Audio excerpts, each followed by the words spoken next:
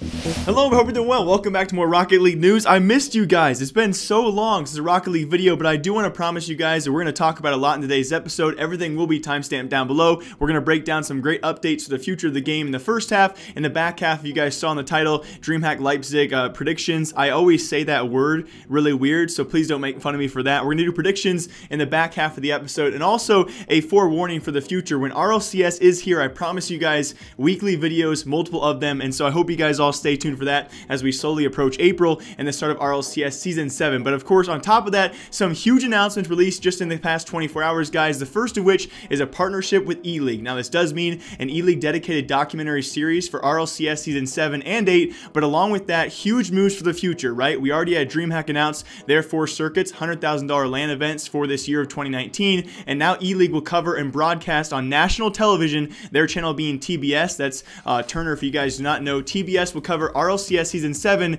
and Season 8. These are huge moves, and along with this, another partnership with the NCAA, which does mean during the NCAA Final Four Fan Festival, the top 10 collegiate Rocket League teams, if you guys do not know, we announced a while ago the Rocket League Collegiate event, the top 10 collegiate teams for Rocket League will also compete at that festival. So 2 huge announcements separately alongside Dreamhack events. Guys, there are some huge things happening in Rocket League, and that's in some big news out there. RLCS Season 7 and the next season, Season 8, will all be broadcasted on live national television. So great announcements there. But of course, why you guys are probably here, Dreamhack Leipzig predictions, and it's going to be pretty crazy. First of all, 32 teams. It still blows my mind coming from CSGO, other esports out there. 32 teams besides maybe PUBG never compete at a LAN event. So huge props as well. My first opening point I do want to talk about is the huge props to the teams who are actually not paid to attend this event. If you guys do not know, the invited teams, of course, their travel is usually paid for along with their event passes. Huge props to the remaining 24 teams out there, because these guys,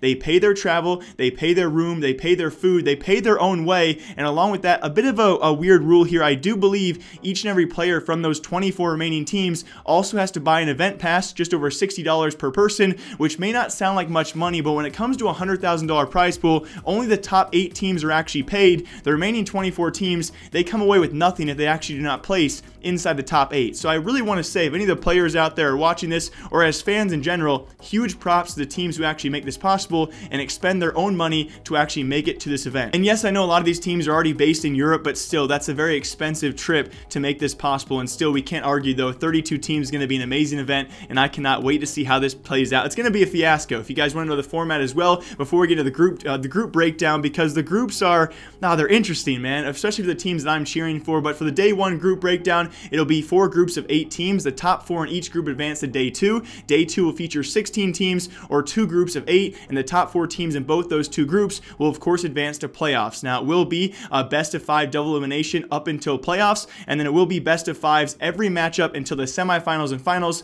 which will be best of 7s. But of course, let's break down the groups, because Group A and B are stacked, and I think Group C and D are a bit lucky for other teams out there. But let's do it group by group. Of course, Group A, guys, featuring some of the best teams in the world, as are many of these groups. The first of which will of course be Cloud9. You also have G2, Savage, they're newly formed of RLCS this upcoming season, one of my, my favorite teams because I'm a huge fanboy out there. And then Rogue with their newly improved roster with Kronovi. We move to Group B, it's actually NRG, Ghost, Flipside coming out their victory for WSOE, Splice, and the current #1 Oceania team, that being Tainted Minds. I don't expect too much from them, but still, that roster has been together for quite some time, so you never know, could be a sleeper team there. And then Group C and D, my overall, what I thought were weaker in terms of the teams, but you guys, of course, can leave your opinions down below. That, of course, Group C being TSM at Complexity, who is arguably on the rise, but still is a stand-in player with Flakes, because they've actually lost just one member there. We'll talk about who in a second. Then Vitality and EG, and some European qualifiers. I think Vitality and EG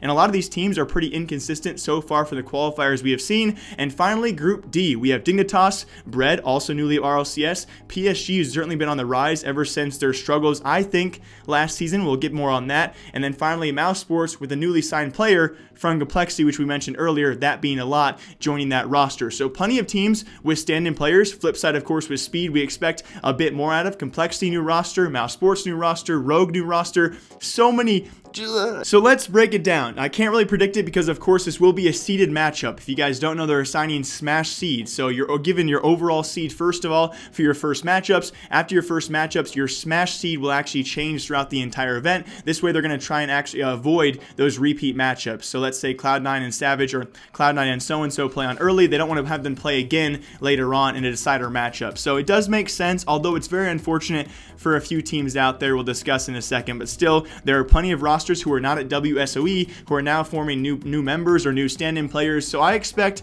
a bit of turmoil out there. I'm going to choose two things here. Choose 2 qualified teams and 2 sign-up teams. And those would be my 4 total teams I do choose. And I would love to see your guys' comments down below who you're going to choose to be a potential upset team. My first choice has to be a consistent one, that being TSM. I saw a very, very good solid form at WSOE. Not their best performance, but still defensively I was actually impressed by this roster, and they still had numerous shots off. iGnite definitely struggled throughout group stages. This team comes down to their accuracy. They were actually really impressive defensively, and they don't let too many games get away from them. Typically in the past 4 months when they did, they lost those games, especially last season. I'm impressed so far what I see on that side of things. It comes down to iGnite and his accuracy. If this team can land shots, they can beat anybody. My second invited or qualified team, I will be taking Ghost Gaming. It was actually a fan favorite of mine last season. They definitely let me down time and time again. If there's one thing we've seen from this roster though, they can take nearly anyone to a game 5. So I'm actually very trustworthy of these guys in best of 5s. They definitely can show up.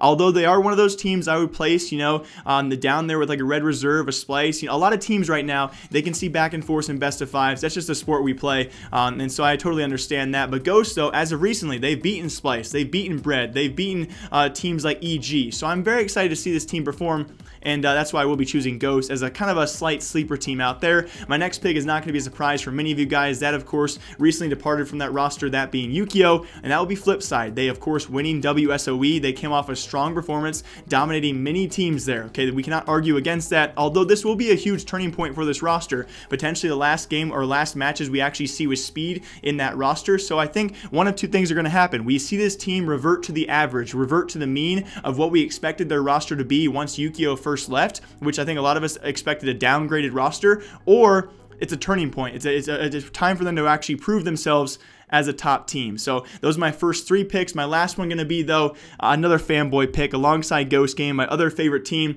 that being Savage. My boy Bluey, guys, I think definitely leads this roster. If Bluey goes off, I've seen time and time again, this roster is certainly performing very well. I think a team who would have qualified for WSOE if they actually had the time to play that last best of 5 against PSG to qualify, and a team that's obviously newly going to be in RLCS this season, a growing team who has only gotten better ever since their last 5 to 6 months together.